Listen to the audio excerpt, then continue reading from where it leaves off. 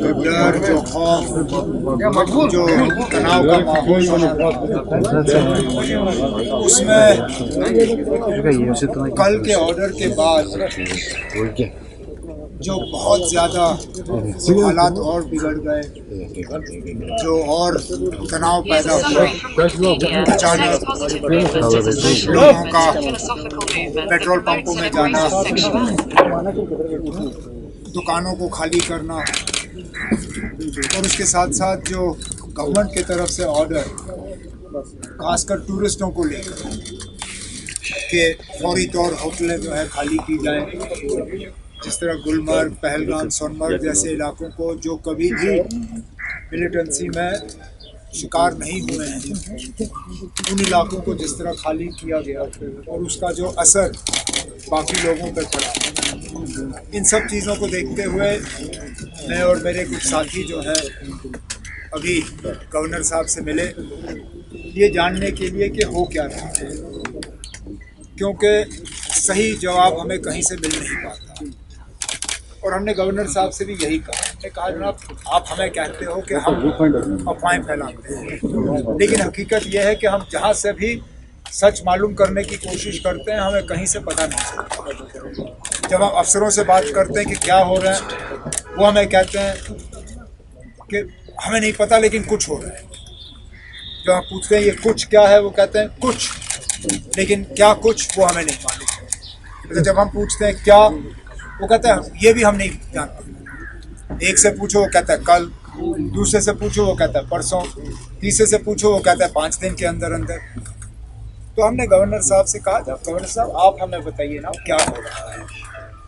Governor साहब ने जो कल जारी किया बयान उसको दोबारा दोहराया, लेकिन उसके साथ साथ हमने गवर्नर साहब से ये भी पूछा कि ना 35A के बारे में जो लोगों की खदशात हैं वो हैं, लेकिन उसके साथ साथ और भी चीज़ों पर बात हो रही है।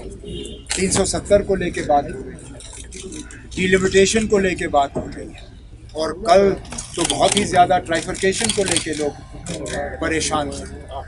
गवर्नर साहब ने हमें यकीन दिलाया कि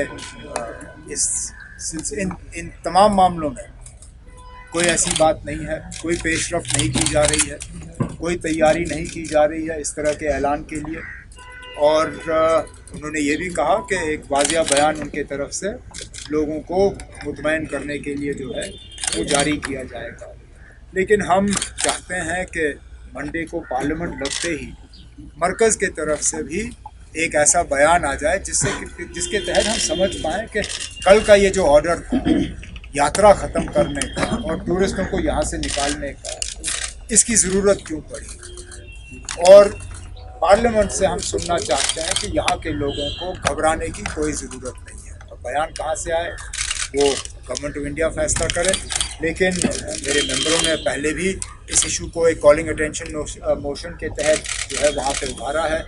मैं इनसे अब गुजारिश करूँगा कि दोबारा मंडे को नोटिस दे के खासकर कल का जो ऑर्डर है इस सिलसिले में वहाँ पे दोबारा इस इशू को जो है पार्लियामेंट के सामने लाया जाए, और गवर्नमेंट से हम कोशिश करेंगे एक जवाब हासिल करने की। लोगों से तो मेरी इतनी ही गुजारिश होगी कि हम अपने जज्बात पे जो है काबू रखें। कुछ लोग चाहते हैं शायद कि हम कानून को अपने हाथ में लें या सड़कों पे उतर आएँ या माहौल बिगाड़ें, जिससे कि इनका अपना मकसद जो है वो पूरा हो जाएगा।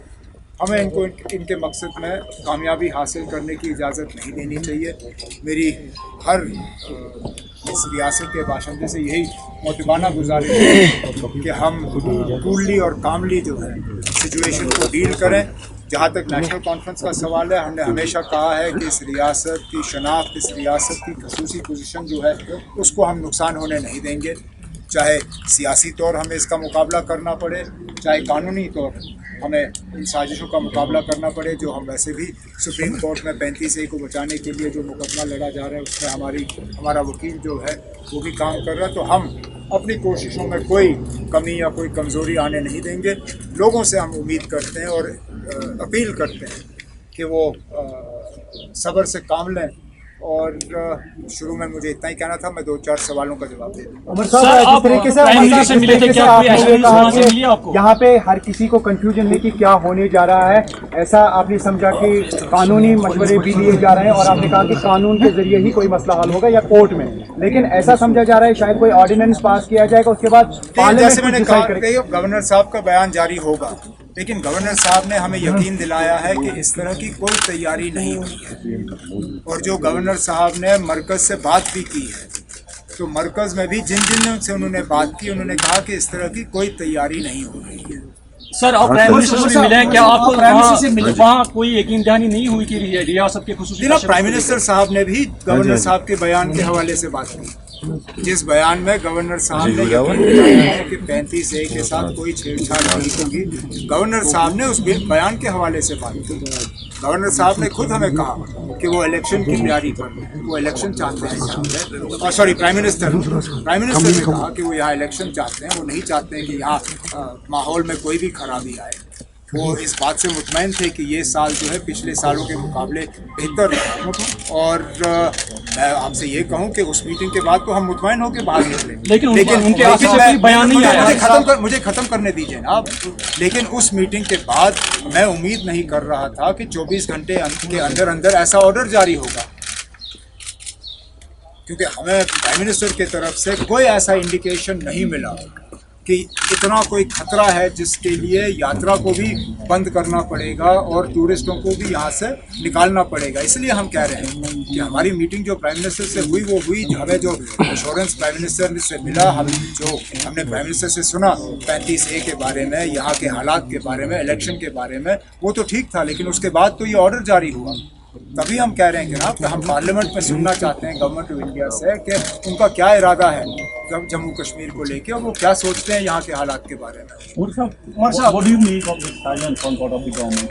And the series of the development, the troops build up, the orders, the advisory. Look, taken in isolation, they all make sense. If you take the troops in isolation, there is a logic to what they say. That the previous troops have been here for more than 6 months. They came before the parliament elections. They have done parliament election duty and Amarnath Yatra duty. There is now preparation for assembly election duty.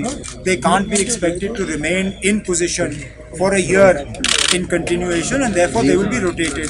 But when you start taking all these orders together, then these individual decisions stop making sense.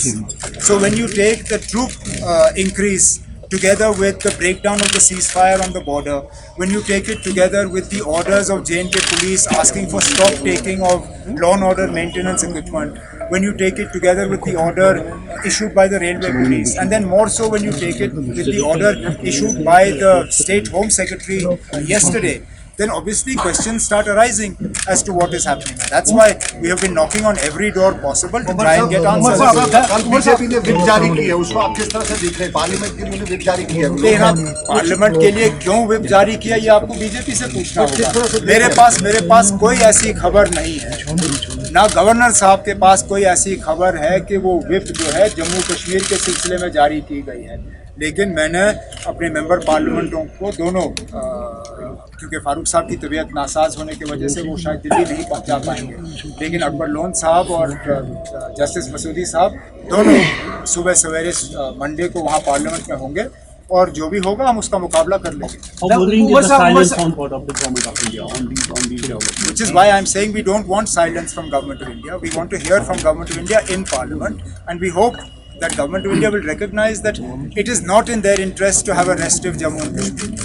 It is not in their interest to have an unsettled Jammu and Kashmir. It is not in their interest to have a tense Kashmir.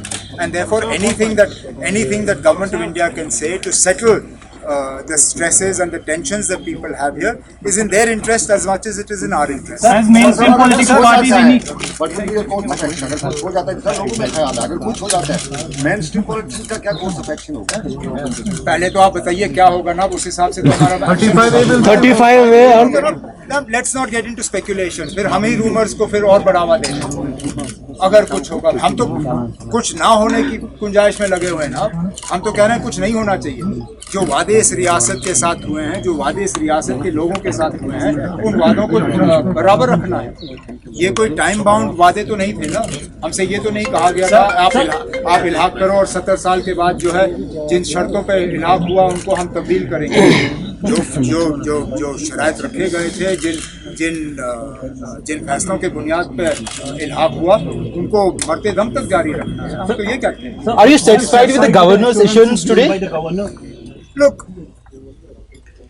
to the extent that as of now, the governor has no reason to believe that anything is in the offing, yes. But the governor is not the final word on Jammu and Kashmir. The final word on Jammu and Kashmir is the government of India. And therefore, more than what the governor tells us publicly, I definitely would like to hear from the government of India publicly that there is nothing people have to worry about and that we can go about our normal business. Could you elaborate, sir, could you elaborate a little more on your meeting? Yes,